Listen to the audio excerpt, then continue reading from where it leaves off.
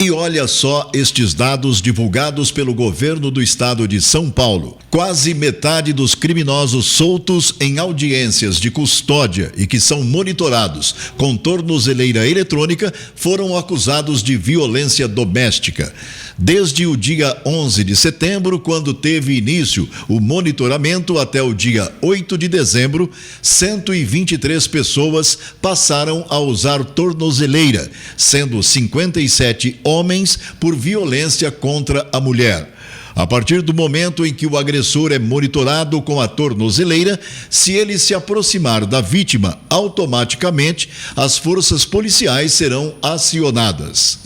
São dados alarmantes e, como já divulgamos aqui no Jornal Conecta, aumentaram os casos de violência contra a mulher. O número de medidas protetivas de urgência solicitadas pela Delegacia de Defesa da Mulher, a DDM Online, aumentou 50%. Mulheres que são vítimas de algum tipo de violência, tanto doméstica como familiar, podem denunciar seus agressores por meio de um boletim de ocorrência de forma presencial em uma delegacia de defesa da mulher ou na delegacia do bairro em que ela reside. E para falar sobre esse assunto importante, recebemos aqui em nossa bancada a advogada e presidente do Conselho Municipal dos Direitos da Mulher de Catanduva, a doutora Luísa Helena Marques de Fázio. Bom, então já estamos recebendo aqui a doutora Luísa. Seja bem-vinda ao nosso jornal pela primeira vez, né? Muito obrigada, Natália. Bom, vamos falar de um assunto chato, né? É um assunto delicado, mas é importante a gente trazer esse assunto, ser falado mais, principalmente dentro de casa. É importante a gente falar sobre a violência contra a mulher. Eu acho que esse assunto deveria ser mais debatido na sociedade, né? Então, vamos falar de Catanduva, vamos saber como estão os números aqui de violência contra a mulher. Você percebeu que aumentou o número, por exemplo, de medidas protetivas? Bom, Natália, a gente está aqui em Catanduva há bastante tempo e o Conselho da Mulher, ele existe na cidade, já vai fazer 3 anos.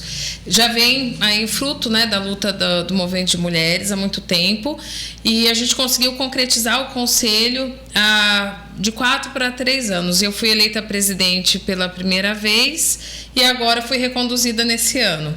Então, a gente tem acompanhado de perto os números da violência doméstica e familiar contra a mulher aqui no município. Além disso, eu também sou coordenadora da Comissão da Mulher Advogada, advogo na cidade há 12 anos e antes a gente tinha muitos casos de tráfico, roubo, furto e agora parece que só tem casos de violência doméstica e familiar. Então, eu falo que a violência aqui no município alcança números alarmantes. Para mim, eu tenho que é uma epidemia de casos de violência contra a mulher. Que triste esse dado, né? É muito triste. E assim, no meu mestrado, que eu fiz o mestrado lá no Largo São Francisco, na USP em São Paulo, eu estudei a Lei Maria da Penha. Então, desde 2006, quando a lei foi criada, eu tenho acompanhado o processo de implementação, concretização da lei. Então, assim, fato que o número de denúncias também aumenta à medida em que as mulheres vão tomando conhecimento da lei, vão se aponderando, né, das medidas que a lei dispõe. Isso é ótimo, né, é positivo, tem que ser feito dessa forma.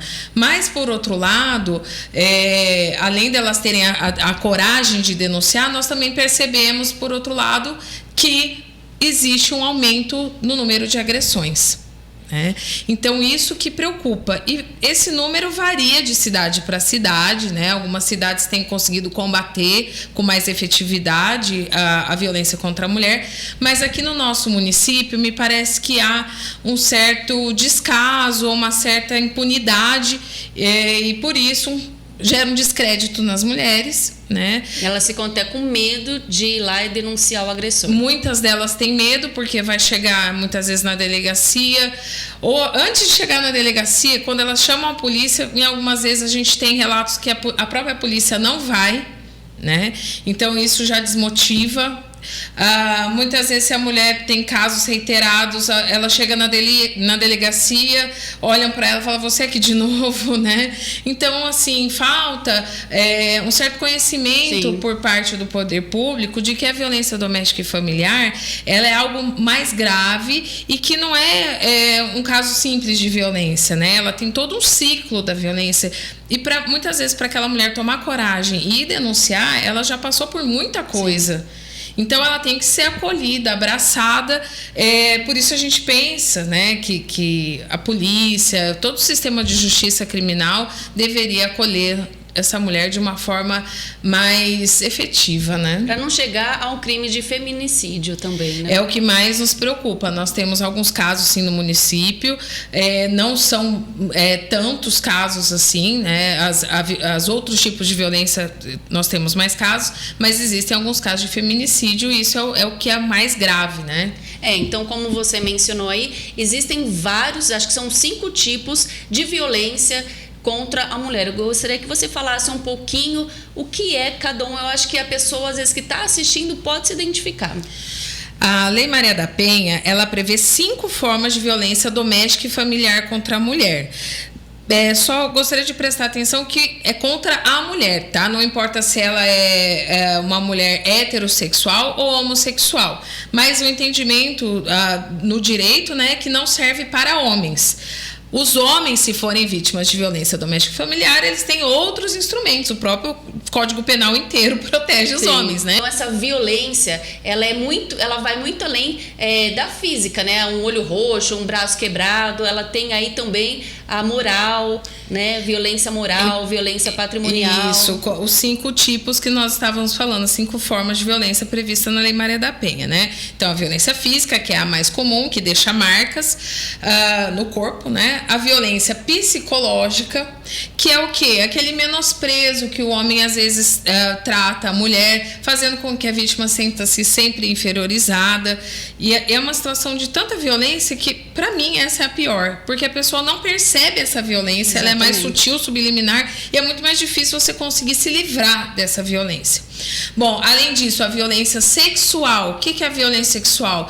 Forçar relações sexuais, né? Mesmo dentro do casamento, é possível ter estupro. A pessoa não é obrigada, né? Quando não há consentimento, né? Quando a pessoa fala assim, eu quero, ou demonstra que quer, por exemplo, se a mulher toma algum remédio para dormir, ou, sei lá, tomou alguma coisa que a deixou inconsciente, tudo isso é estupro. Mesmo dentro do casamento, pode ser vítima de estupro a mulher. Ou forçar uma relação, uma prática sexual que essa mulher não tem interesse. Sim. Às vezes, eu não vou enumerar aqui, mas, né, vocês podem imaginar quantas coisas erradas que muitas mulheres são submetidas, erradas assim, né, que não tem consentimento. Sim. Que elas são submetidas a fazer.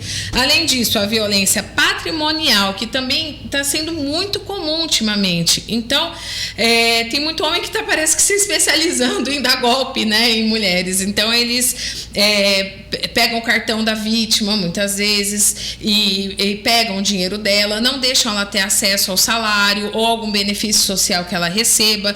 Às vezes, quebra o celular da vítima. Muitos homens, por ciúme, né, porque o cerne da violência doméstica, o ponto principal, é o machismo, é esse sentimento de posse sobre o corpo feminino que os homens têm. Então, assim, às vezes a mulher termina com ele, ou ele desconfia que ela está traindo ele. Então, por ciúme, ele vai lá, pega o celular da vítima e quebra esse celular, apaga todas as mensagens, enfim. Ou às vezes ele não bate diretamente na mulher, mas ele vai pegar um cachorrinho, um gatinho dela, matar, bater, torturar, qualquer coisa do tipo. Então, tudo isso é violência patrimonial. Pegar as roupas, os sapatos, rasgar, jogar fora, queimar, enfim, né? Que a gente começa a lembrar de tantas situações, então, mas é só para enumerar, porque às vezes alguém que está nos ouvindo pode estar passando por essa situação e não percebe que está passando por violência. Além disso, a violência moral, que é o 5º tipo, que seria, no caso, a violência que há uma ofensa contra a honra dessa vítima, uma injúria, uma calúnia, uma difamação. Então, vocês já devem ter visto alguns casos assim, né? Tá lá num grupo de amigos e deve falar assim, não liga pra ela não, ela é louca, ela é boba, ela não sabe o que ela fala. né? Tem muitos homens que fazem isso na frente dos amigos para humilhar, constrangendo para a pessoa, constranger, né? a pessoa. Ou sai falando dela, ela é uma vagabunda, né? Qualquer coisa do humilhando tipo. A pessoa, né? Então, todos esses são crimes contra a honra previstos no Código Penal e previstos também na Lei Maria da Penha nesses casos. Além disso, né, só para complementar, não está previsto na Lei Maria da Penha, mas também são crimes que abrangem aí, que tem como vítima principalmente as mulheres. Recentemente surgiu o crime de stalking, que é uma palavra em inglês que significa perseguição. Vocês já devem ter visto também. Às vezes a gente termina com uma pessoa e a pessoa fica perseguindo, vai em todas as suas redes sociais, às vezes faz um perfil falso ou manda muitas mensagens celular. Você tá num lugar, a pessoa aparece do nada, né? E persegue realmente a vítima. Então é uma coisa assim que a pessoa se sente muito presa, né? Refém daquela situação. Então também é possível. Também existe a violência virtual, que está muito comum. O moço, né? Recentemente chegou um caso para nós no conselho, um ex-namorado, a moça terminou e o moço, para se vingar, né? Até em inglês existe uma palavra que se chama revenge porn, que é pornografia da vingança. Então, o que o homem faz? Ele, às vezes, tem fotos íntimas da moça ou filmagens, né? E espalha essas imagens, né, para os amigos. Essa é a lei Carolina Dickmann? Legal falar como que a pessoa chega até o conselho, porque muitas vezes ela tem muita vergonha, né, de se expor, de expor o caso que tem acontecido, tem dificuldade de ir na polícia, né, para denunciar o agressor. E tudo isso que a doutora Luísa está falando tem aqui na cartilha, né, a cartilha que ela trouxe aqui, ó, dá para pegar certinho. É uma cartilha aqui, que é a cartilha de combate à violência contra a mulher. Então, gostaria até que você falasse um pouquinho como que é feito o trabalho aí do Conselho. Então, Natália, essa cartilha nós fizemos em parceria com a Comissão da Mulher Advogada, com a Prefeitura e a Fundação Padre Albino. Então, o Conselho, né, todas essas entidades e mais várias, a Arcos, o Conselho de Psicologia, a Fundação, o Senac, todas essas entidades participam do Conselho Municipal, que é um conselho paritário, né? Ele tem representantes da sociedade civil e representantes do poder público. Dentro do conselho nós temos, por exemplo, Secretaria da Educação, da Cultura, da Assistência Social, da Polícia Militar, da Guarda Civil Municipal. Então, do fórum, né, ali do Tribunal de Justiça. Então, todas essas entidades estão no Conselho da Mulher. Para quê? Para que serve o Conselho? Para nós pensarmos em políticas públicas, para nós fiscalizarmos, cobrarmos, para a gente propor, por exemplo, projetos de lei que visem aí a melhoria da vida das mulheres de Catanduva, né?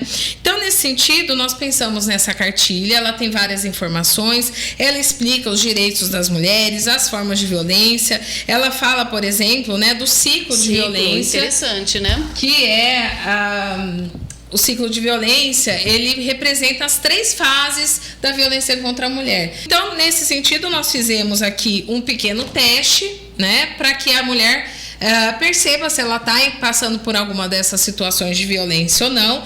E se você responder vários sims, era bom procurar uma ajuda, né? Conseguimos uma casa-abrigo para Catanduva. Tá? O que é a casa-abrigo? É uma casa que vai acolher 20 pessoas. Mas é um consórcio de municípios. É Catanduva, Mirassol e Cedral. Badi, isso. Badi, obrigada. Então, vai vir uma verba, uma dotação orçamentária do governo do estado para implementar essa casa que vai ser sediada aí em Catanduva, tá?